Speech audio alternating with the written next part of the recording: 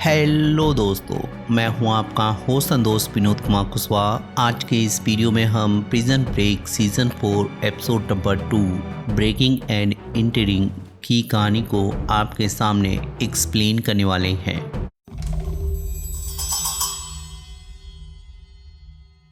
तो इस एपिसोड की कहानी की शुरुआत जनरल को एक स्लिप मिलने से शुरू होती है जिस पे 10,000 मेंशन होता है, लेकिन तभी जब उसे वाइट का फोन आता है तो वो उसे लिंकन और माइकल के बारे में अपडेट देने की कोशिश करता है। तो जनरल उसकी बात को बीच में ही काटते हुए उसे बताता है कि उसे तब तक कोई अपडेट देने की जरूरत नहीं है जब तक वो अपने काम को पूरा नहीं कर लेता है। वहीं दूसरी तरफ जब माइकल की पूरी टीम एलए के एयरफील्ड पे पहुंचती है तो सेल्फ जब उन्हें जीपीएस एंकल मॉनिटर पहनने को बोलता है तो लिंकन के मना करने पर उन्हें वार्निंग देते हुए समझाता है कि वो उनका मालिक है क्योंकि उनकी वजह से उसकी जॉब दांव पे लगी है। तो अगर वो उनसे कुछ करने को कहता है तो उन्हें उस काम को किसी भी कीमत पे करना पड़ेगा। तो जब एलेक्स आगे बढ़कर एंकल मॉनिटर को ले लेता है तो सभी लोग जहाँ उसे लेकर पहन लेते हैं, जिसके बाद सिर्फ उन्हें एक कंटेनमेंट एरिया में ले जाकर या शिपयार्ड के पास ले जाकर उनके ऑपरेशनल सेफ हाउस को दिखाता है। वहीं पर उनकी मुलाकात एक और प्रिजनर रोलैंड ग्लेन से होती है जो कि एक कंप्यूटर एक्सपर्ट होने के साथ साथ एक बेहतरीन हैकर है। तो जब सभी को ब्रीफिंग देने के बाद सेल्फ वहाँ से चला जाता है तो लिंकन एलिक्स के पास जाकर उसे धमकी देता है कि जब ये सारा काम खत्म हो जाएगा तो वो दोनों मिलकर फिर से अपना हिसाब किताब पूरा करेंगे।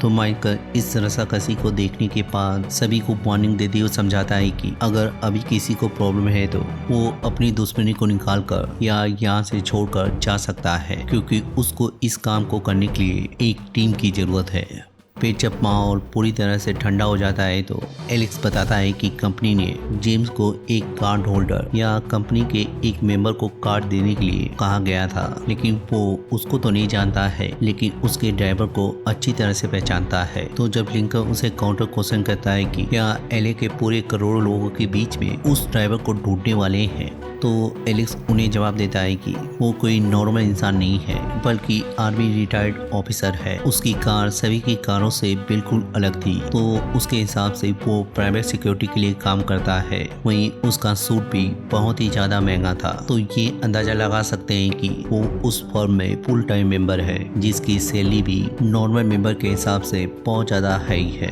तो अगर वो लोग इस क्राइटेरिया के हिसाब से सेल्फ की मदद से सर्च करते हैं तो वो उनमें से उसको पहचान जाएगा। तो माइकल गेस कर लेता है कि अगर वो लोग ड्राइवर को पहचान जाते हैं तो उन्हें वो कार्ड होल्डर भी मिल जाएगा। वहीं दूसरी तरफ जब टी बैग बर्ड बुक को पढ़ते हुए और उसे खाते हुए जा रहा होता है तो सांचो की हालत खराब होने की वजह से या उसके थकने की वजह से वो लोग रुकने का फैसला करते हैं। तो टी बैग जान लेट कर अपनी खोजबीन को जारी रखता है। वहीं इधर जब सारा अपने टॉर्चर को याद करते हुए या उस पल को याद करते हुए पैनिक होने लगती है तो वो जा अपना गुस्सा लकड़ी के ऊपर निकालती है।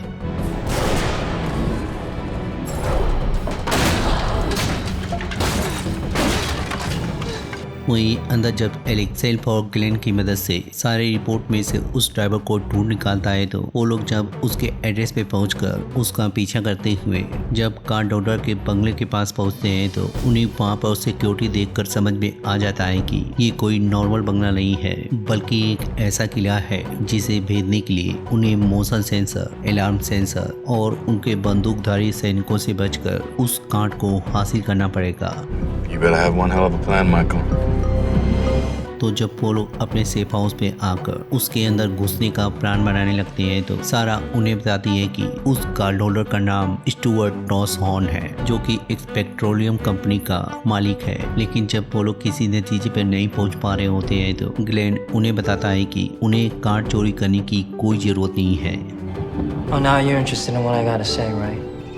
क्योंकि वो उसके डिवाइस की मदद से उस कार्ड के डेटा को चोरी कर सकते हैं। तो उनके पूछने पे बताता है कि वो इसी डिवाइस को इन्वेंट करने की वजह से पुलिस के हत्थे चढ़ा है, क्योंकि अगर ये डिवाइस किसी भी इलेक्ट्रॉनिक डिवाइस के या कंप्यूटर के या एटीएम के या डेटा कार्ड के 10 फीट के नज़दीक होती है तो वो उसके डेटा को अपने अंदर कॉपी कर सकती है, जिसके बाद जहाँ वो लोग उनके डिवाइस तक पहुँचने का प्लान बनाने लगते हैं। वहीं दूसरी तरफ जब स्टुअर्ट जनरल से मिलता मिलता है तो वो उसे 10,000 की स्लिप पकड़ाकर जब उससे पूछता है कि क्या इतने लोग सही रहेंगे, तो यहाँ पे ये रिवील होता है कि वो लोग 10,000 लोगों को मारने की बात कर रहे हैं। तो स्टुअर्ट के एग्री होने पर वो उसे बताता है कि वो अपने इस ऑपरेशन को आगे बढ़ा रहा है। फिर जब अगले दिन वो लोग अपने प्लान पे वर्क करते हुए फ्रेडी और पेलिक उसके कार का पीछा करते हुए जब आगे जाकर अपनी कार को अचानक रोक देते हैं तो उनकी टक्कर हो जाने की वजह से जब फ्रेडी ग्लेन के डिवाइस को लेकर उसके ड्राइवर के पास जाकर लड़ने लगता है तो उन्हें पता चलता है कि वो डिवाइस स्टुअर्ट के पास नहीं है। तो माइकल के कहने पर जहाँ वो अपने मिशन को ड्रॉप करते हुए वापस अपने ठिकाने पे आ जाते हैं, वहीं दूसरी तरफ सेल्फ कंपनी के एक फॉर्मर एम्प्लॉय से मिलकर उसे जहाँ ब्लैकमेल करते हुए कंपनी के हेडक्वार्टर के बारे में मालूम करने को बोलता है। वहीं इधर जब दूसरी तरफ सांचो की हालत भूख की वजह से खराब होने लगती है तो वो जब टी-बग को मारकर उसे खाने की कोशिश करता है तो टी-बग जब उससे बचते हुए उसके ऊपर हमला करता है तो वो जहाँ पत्थर पे गिर कर मर जाता है। वहीं टी-बग को ये भी एहसास हो जाता है कि वो मैरी की वजह से इस सिचुएशन में फंसा है, जिसके बाद टी-बग आग जलाने के बाद सांचो को जहाँ खाने का फैसला करता है। वहीं दूसरी तरफ जब माइकल और लिंकन स्टुअर्ट के बंगले पर नजर रखे हुए होते हैं तो माइकल की नजर उसके नौकरानी के ऊपर जाकर टिक जाती है। तो लिंकन के पूछने पर माइकल उसे बताता है कि She's gonna do it for us. वहीं दूसरी तरफ जहाँ फाइट फ्लोरिडा जेल के एक एम्प्लॉय के घर पे पहुंचकर उसकी गर्लफ्रेंड को टॉर्चर करते हुए उससे जहाँ कैदियों के रिकॉर्ड मंगवाता है, वहीं हमें ये भी पता चलता है कि माइकल और लिंकन कागजी तौर पे उसी जेल के अंदर बंद है। अगली सुबह होने के साथ ही सारा जहाँ माइकल के प्लान को फॉलो करते हुए और स्टुअर्ट की नौकरानी से उसके पर्स के बारे में बातचीत करते हुए जहाँ ग्लेन की डिवाइस को उसके पर्स के अंदर रख देती है। वहीं इधर जब टी-बग सांचो को बचाने के बाद आगे की तरफ बढ़ रहा होता है तो उसे रास्ते में जहाँ कुछ लोग मिल जाते हैं। Eat some bad Mexican? Something like that. तो टी-बग जहाँ उनकी मदद लेते हुए सैन डिएगो के लिए निकल जाता है। वहीं दूसरी तरफ जब स्टुअर्ट की नौकरानी अपने काम को फिनिश करके जैसे ही बाहर निकलती है, माइकल जहाँ फोन करते हुए या अलार्म कंपनी का एक ऑपरेटर बनते हुए सिग्नल ना आने का बहाना बनाकर जब सारे कमरों की खिड़कियों को खोलकर उसे बताने को बोलता है तो उन्हें जब तब भी सिग्नल नहीं मिलता है तो वो उसे स्टुअर्ट के ऑफिस में जाने का रिक्वेस्ट करता है। लेकिन जब वो मना करती है तो माइकल जहाँ उसे डराते हुए या समझाते हुए बताता है कि अगर उसके इनकार करने की वजह से कोई भी प्रॉब्लम होती है और ये बात उसके बॉस को पता चलती है तो उसकी नौकरी खतरे में आ सकती है। तो जब वो डरते हुए स्टुअर्ट के ऑफिस में जाती है तो उन्हें जहाँ सिग्नल मिलने लगता है, वहीं माइकल उसे तब तक वहाँ पे रोके रखता है जब तक ग्लेन का डिवाइस पूरी तरह से कॉपी नहीं कर लेता है। लेकिन जब वो बाहर निकल रही होती है तो अपने पर्स को चेक करने के बाद जहाँ अंदर चली जाती है। Oh man. No, we're good. फिर जब एलेक्स और बेलिक स्टॉपेज के ऊपर पहुंचकर उसके आने के बाद जब बेलिक उसका पर्स चोरी करके भागने लगता है तो एलेक्स जहाँ उसे रोकते हुए बेलिक का पीछा करते हुए जब उसके पास जाकर उसके पर्स को चेक करता है तो उसमें ग्लेन की डिवाइस नहीं होती है। तो एलेक्स जहाँ उसके पर्स को वापस करने का फैसला करता है। वहीं दूसरी तरफ जब वाइट स्नाइपर गन की मदद से सभी कैदियों को काउंट करता है तो उसे पता चल जाता है कि माइकल और लिंकन वहाँ से गायब है। तो इस बात को जानने के बाद जब अपने साथी से चेक करवाता है कि उनकी लास्ट बेल को किसने करवाया था तो उसे जहाँ ब्रूस के बारे में मालूम चल जाता है। वहीं इधर जब डिवाइस खोने की वजह से सभी की हालत खराब होने लगती है तो माइकल को एहसास हो जाता है कि वो डिवाइस उसके घर पे है। वहीं एलेक्स उनको शांत करते हुए बताता है कि ग्लेन का डिवाइस खोना कोई प्रॉब्लम नहीं है, बल्कि ये बड़ी प्रॉब्लम है कि अगर उन्हें ग्लेन की डिवाइस मिल जाती है तो उन्हें जहाँ ये मालूम चल जाएगा कि कोई उनके डिवाइस के पीछे पड़ा है। साथ ही वो लोग सारे रिकॉर्ड को दूसरी जगह पे शिफ्ट कर देंगे या रीडिंग डिवाइस को दूसरी जगह पे शिफ्ट कर देंगे, जिसकी वजह से उनकी सारी उम्मीदें खत्म हो जाएंगी। तो माइकल जहाँ उसके घर के अंदर घुसने का प्लान बनाता है, जिसके बाद रात होने के साथ ही लिंकन और फ्रेडी उसके घर के अंदर फांक कर डाइवर्जन पैदा करने के लिए अंदर चले जाते हैं। वहीं दूसरी तरफ माइकल और एरिक्स भी दूसरी तरफ से उसके घर में घुस जाते हैं। तो जैसे लिंकन और फ्रेडी अलार्म को ट्रिगर करते हैं, गार्ड जहाँ उनकी तलाश में उनको खोजने लग जाते हैं या वो दोनों वहाँ से निकल कर बाहर चले जाते हैं। वहीं अंदर जब स्टुअर्ट नीचे आकर अलार्म को डिसेबल करता है तो माइकल और एरिक्स जहाँ इसका फायदा उठाते हुए ग्लेन की डिवाइस को ढूंढने लग जाते हैं। वहीं जहाँ माइकल दरवाजे के पास पहुंचकर ग्लेन की डिवाइस को पा जाता है, वहीं दूसरी तरफ जब एलिस की नजर उसके बच्चे के ऊपर पड़ती है तो वो जहाँ उसे अपना बेटा समझकर कुछ सेकंड के लिए फ्रीज हो जाता है तो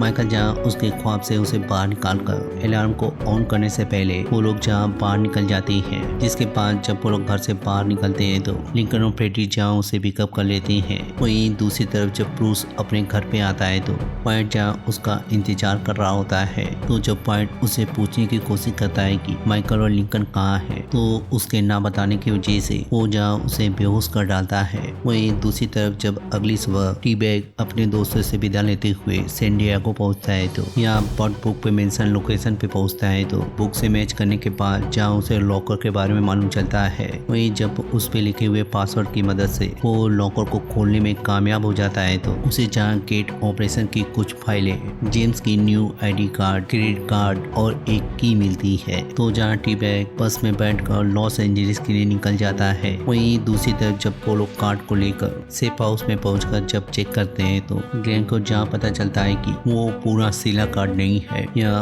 उसके हिसाब से बताएं तो सीला कार्ड अगर एक पिज्जा है, उन्हें बस उनका एक हिस्सा मिला है। तो जब वो लोग इस बात को सुनकर परेशान हो जाते हैं तो यहाँ खोजबीन करने लगते हैं कि आखिर सीला के कितने पार्ट हैं। तो सारा लिंकन और माइकल के पिता के लास्ट लेटर को पढ़ते हुए बताती है कि उनके लेटर के हिसाब से कंपनी के पास 600 शैतानों का सर है, लेकिन उनको खत्म करने के लिए 6 सैनिकों की कुर्बानी की जरूरत पड़ेगी। तो माइकल को इस पहेली को सुनकर ये अंदाजा हो जाता है कि सीला कोई एक कार्ड नहीं है बल्कि 6 कार्ड हैं, जो कि अलग अलग लोगों के पास हो सकते हैं। What does that mean? How are we going to find 5 more of these things, Michael? वहीं दूसरी तरफ जब पॉइंट ब्रूस को टॉर्चर करने की तैयारी करने लगता है तो उसके आदमी जब फोन करके उसे पूछते हैं कि उसे कितना खाना देना है, तो पॉइंट उन्हें बताता है कि उसे 3 चम्मच पानी और 1 चम्मच शहद देना है। तो जब वो लोग उसके पास ले जाते हैं तो पता चलता है कि ग्रेचन की सांसें अभी भी चल रही हैं। वहीं दूसरी तरफ जब माइकल बाथरूम के अंदर जाकर अपने आगे के प्लान के बारे में सोच रहा होता है तो उसे जहाँ चक्कर आकर नाक में खून आने लगते हैं। तो जब लिंकन उसके पास आवाज लगाते हुए पहुंचता है तो माइकल जहाँ अपने नाक के खून को साफ कर लेता है। वहीं उसके मायूस होने पर जब लिंकन उससे पूछता है कि क्या वो ठीक है, We'll be fine. तो माइकल के झूठ बोलने के साथ ही ये एपिसोड यहीं पे खत्म हो जाता है। मिलते हैं इसके अगले एपिसोड पे या किसी और टीवी सीरीज को एक्सप्लेन करते हुए। तब तक के लिए शुक्रिया।